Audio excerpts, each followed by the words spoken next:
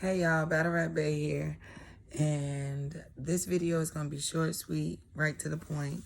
Let's talk about this KCJ and Bonnie Godiva battle from Watch the Throne 4.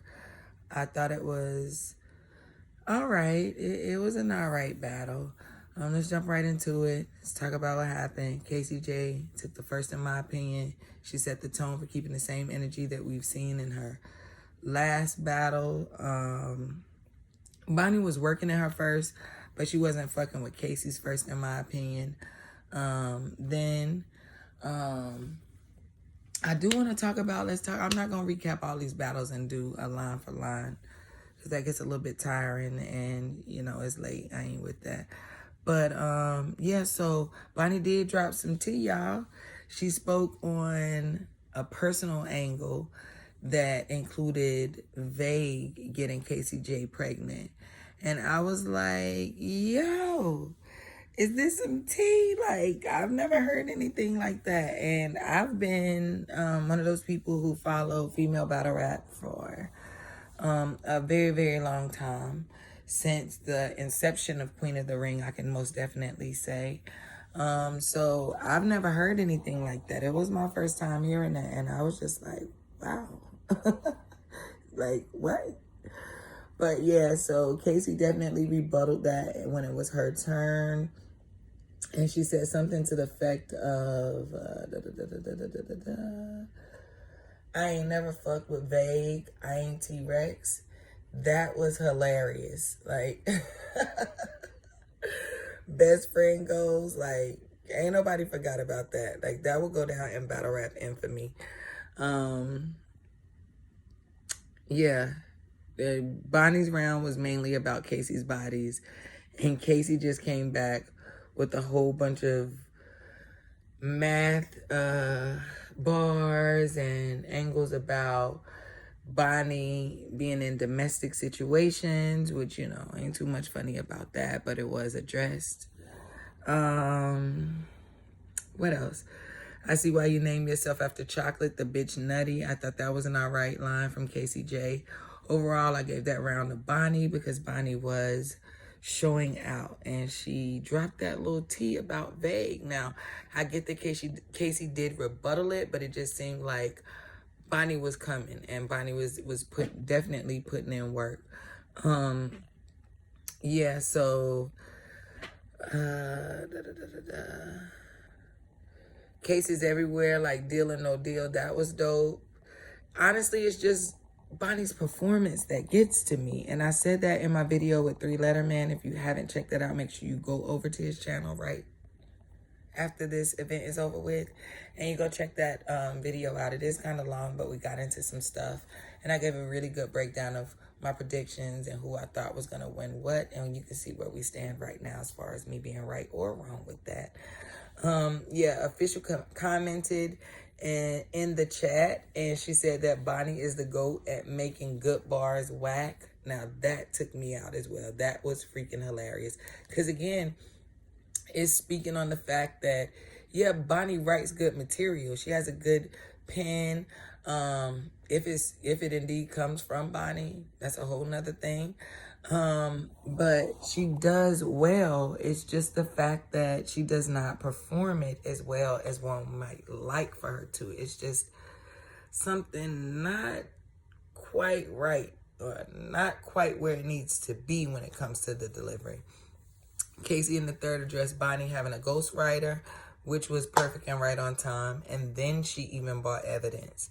She directed everybody to go to her page, which I definitely plan to do, and read the apology letter or apology post that Bonnie made. Now, if you've been following female battle rap for a while, then you may remember when this whole scandal broke. I definitely do. I've been in these groups forever. So I remember when text messages and all type of evidence was dropped on Bonnie having a ghostwriter, which is why I said in my video with in my video with 3 Letter Man, I spoke on the fact that, to me, Bonnie's bars will always be questionable. And that's really sad and unfortunate when you're a battle rapper, because Not that we expect these battlers to be totally authentic and to be living this life that they're rapping about. They may not be, but one thing we do expect is for them to be the ones penning the bullshit that they're saying. If you got somebody else writing your rounds, then what do we need to hear you say it for? Like, I'm just not one who can appreciate that. So yeah, I knew that was something that was gonna come up. The parody scheme that Casey did was fire.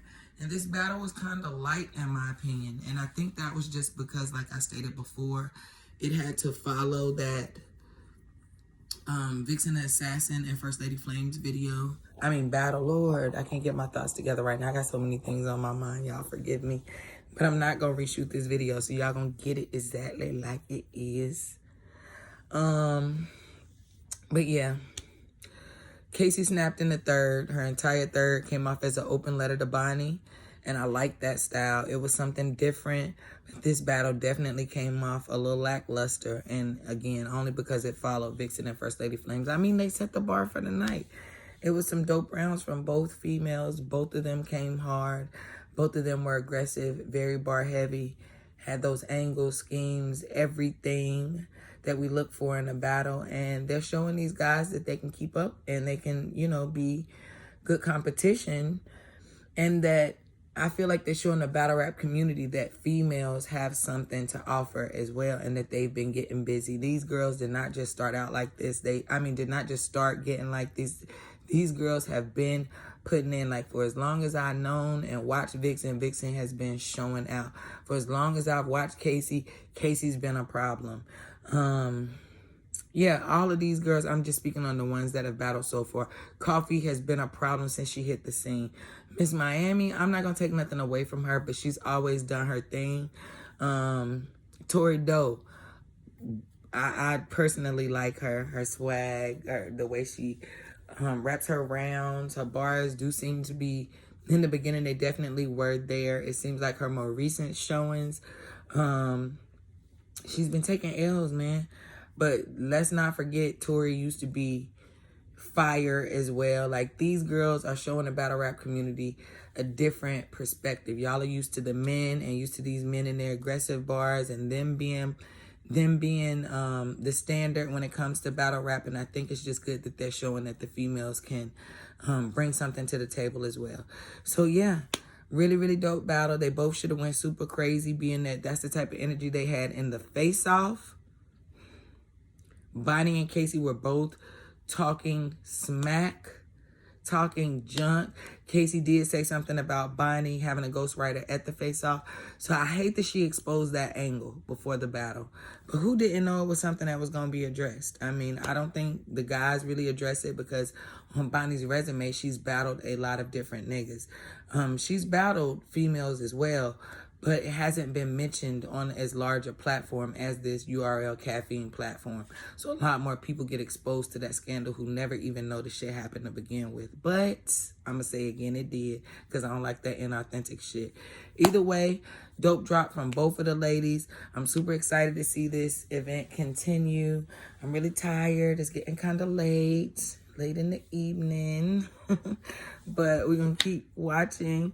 And yeah, we're going to get on to this next battle. We got a couple more tonight, and I'm going to do my recaps on those and go ahead and drop those so I'm not late and waiting on anything or keeping anybody waiting. At this point, if you haven't, like, share, subscribe, follow the movement. It's Battle Rap Bay. See y'all in a few.